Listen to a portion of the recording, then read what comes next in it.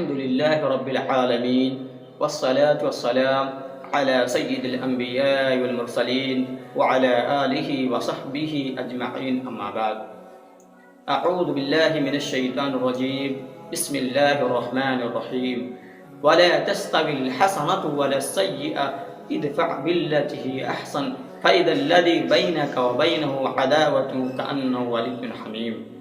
محترم سامعین اسلامی بھائیوں، اللہ تبارک و تعالی سورہ فصلت آیت نمبر 34 کے اندر ارشاد فرماتا ہے وَلَا تَسْتَوِي الْحَسَنَةُ وَلَا السَّيِّئَةُ، بھلائی اور برائی برابر نہیں ہو سکتی.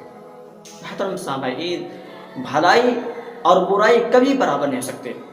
بعض لوگ اس دنیا کے اندر برائی کو بھلائی سے کمپیئر کرتے ہیں، یعنی برائی کو بھلائی سے آگے لے جانے کی کوشش کرتے ہیں. محترم سامعین، تو ایسے شخص کے بارے میں اللہ تبارک و تعالی مومنوں سے کہتا ہے تو اس شخص کا جواب ایسے طریقے سے دو جو بہت زیادہ اچھا ہو، یعنی اس سے بہترین انداز میں بات کرو. اس سے کیا ہوگا؟ اس کی وجہ یہ ہے کہ کأنہ ولی حمیم، جو تمہارے درمیان عداوت ہے، جو تمہارے درمیان دشمنی ہے، اس بات کی وجہ سے وہ تمہارا دوست ہو جائے گا. محترم سامعین، وہ تمہارا جگری دوست بن جائے گا.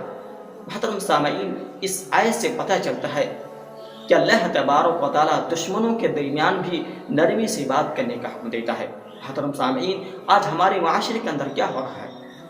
آج ذرا سی بات پر دشمنی ہو رہی ہے. ذرا سی بات پر کئی دنوں تک ہمارے گھروں کے اندر بات تک نہیں ہو رہی.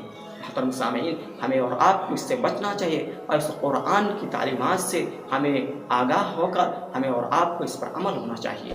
اللہ تبارک و تعالی سے دعا ہے کہ اللہ تبارک و تعالی ہمیں اور آپ کو اس آیت پر عمل کرنے کی توفیق عطا فرمائے. آمین.